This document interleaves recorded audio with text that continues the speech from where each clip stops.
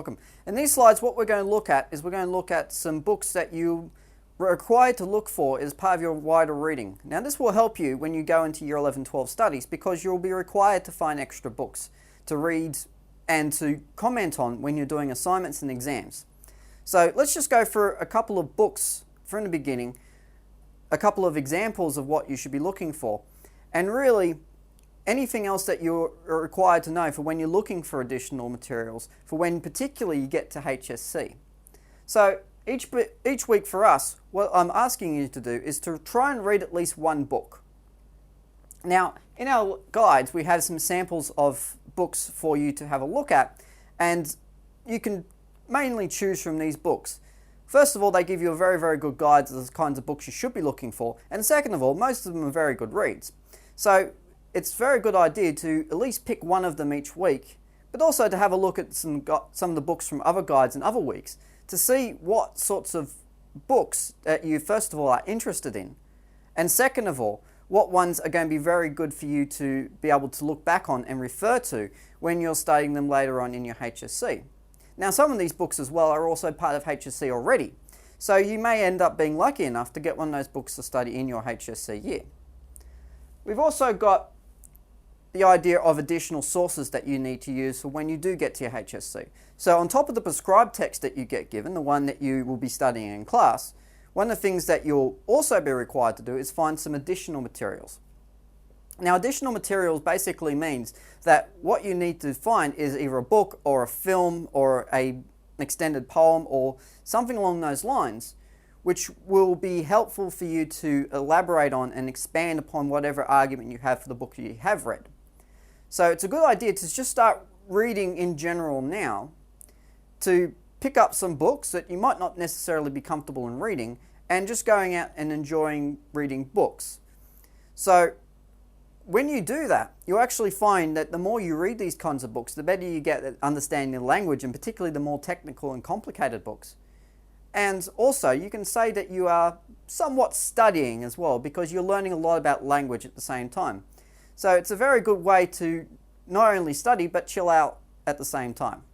So let's look at some things to look for and some things to avoid. Okay, to start with, you'll be looking for things like classic novels.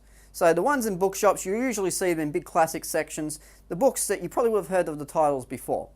So pick up some of them, have a read of them. Most of the ones we've got in the guide are particular examples of those classics, and we'll get to that in a little bit while. The other thing you should be looking for are award-winning books, such as the Pulitzer Prize and also the Booker Prize in Australia. Now, there's also a Nobel Prize for Literature as well, but they mainly vary in terms of the kinds of texts that they are. But mainly those two ones, prizes for books, are particularly good examples because they've been reviewed on the same sorts of criteria that you'll be looking for when you study. So, for instance, most Pulitzer Prize winning books are based on the motions, the themes, the ideas, the way that overall they make someone feel when they read those particular books, which is very different from a lot of other books in that genre or a lot of other books in general. So the thing about finding those award-winning books means that you'll have something, first of all, that's quite new to talk about, and second of all, you'll have a range of different techniques which you'll be able to discuss as well. The other thing you should look for is anything highly reviewed or well regarded. And basically what that means is look around at the web, find some guides of the best books that you can find for particular purposes, even if it is for study guides. I know there are a few around. But just generally have a look at some well-reviewed books. Right, not the ones that are the most popular, but the ones that are well-reviewed. So what are some bad ones? Okay, short and very simple stories to start with. So the really short teen novels that you may have read as a kid, they might be all well and good for enjoyment purposes, and they might still be a novel which you can refer to, but they're not a particularly good one to refer to. Mainly because the amount of techniques that they'll use will be quite limited, and the amount of ideas you'll be able to talk about quite limited as well. That doesn't mean you can't still read them. It just means that you wouldn't refer to them as additional material.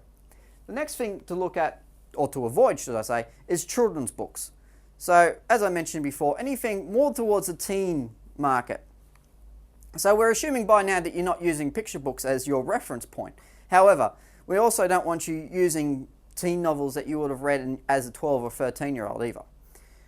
So things like the teen and popular fiction. those sorts of things. Now, all those sorts of books, particularly the ones such as Harry Potter and Twilight, for instance, they may be deep and adults may enjoy them as well, but they're not exactly books that you want to be using. First of all, because of the fact that they are regarded as more teen and children's books, but also because of the fact that markers have usually seen them all before, and they would have seen people reference those stories 1,000 times over, and they'd be sick of hearing about them. So if you can come up with something particularly classic, or something a little bit different, then chances are your markers are going to be a little bit more impressed with, first of all, the range of reading that you're doing, and second of all, that you've actually bothered to look for a decent book to back up what you're saying. Alright, so let's have a look at our samples for week 1, and the kinds of books you'd be looking for as an example. So Orwell's Animal Farm is a particularly good one. Lots of very deep themes. Steinbeck's Of Mice and Men, also a particularly good one. A lot of you may have studied this before in high school already, but it's a good one to go back to. The Great Gatsby by F. Scott Fitzgerald, which is a fairly long book, but still quite enjoyable. Mrs. Dalloway by Virginia Woolf. We've got Picture of Dorian Gray by Oscar Wilde, also a very famous writer. In fact, all these are very famous writers. Vernon Godlittle by D.B.C. Pierre.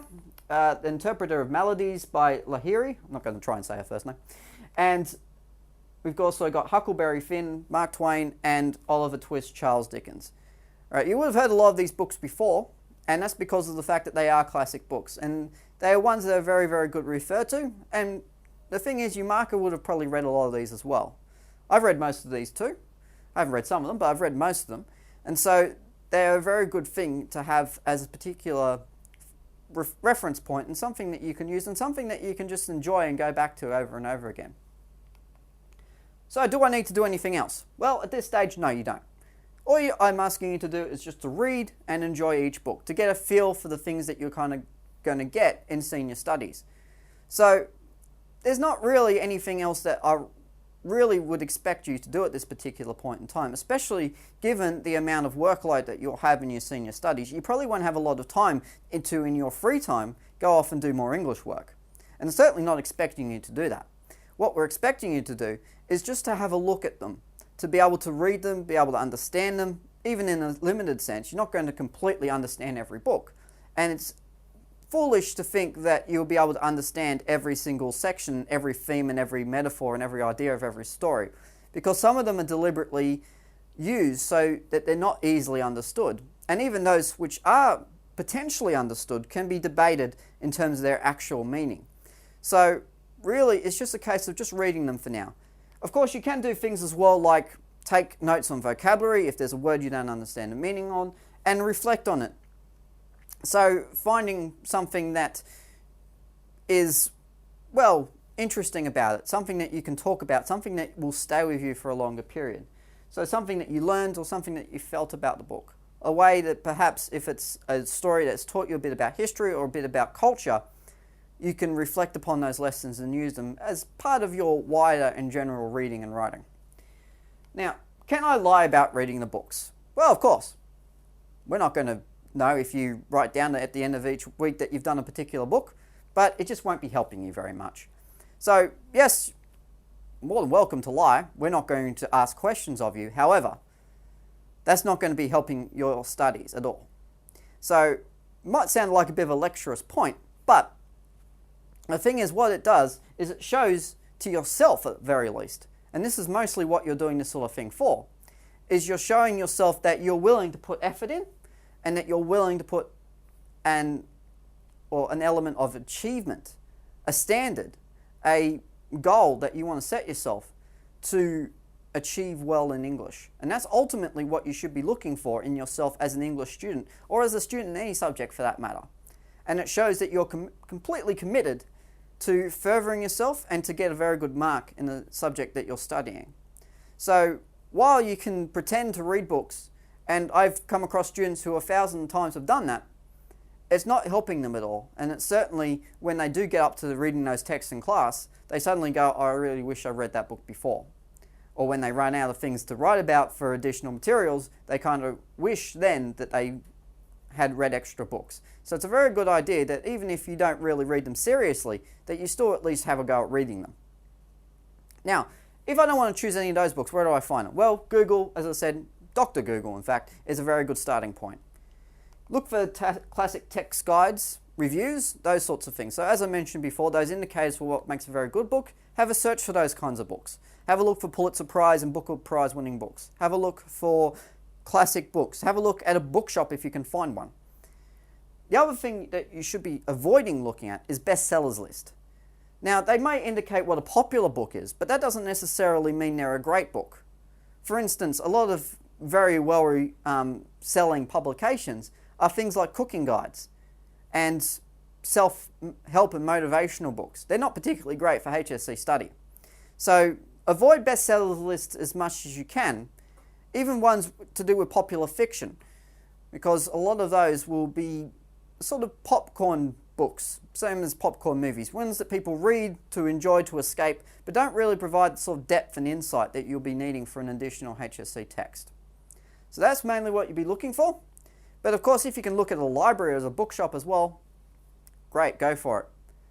Now, that is pretty much the end of what we've got for this slide and for all of this topic. So have a look back at this video or any other videos if you are stuck on anything. Ask a teacher if you're always in doubt, but otherwise, until next time, we will see you later.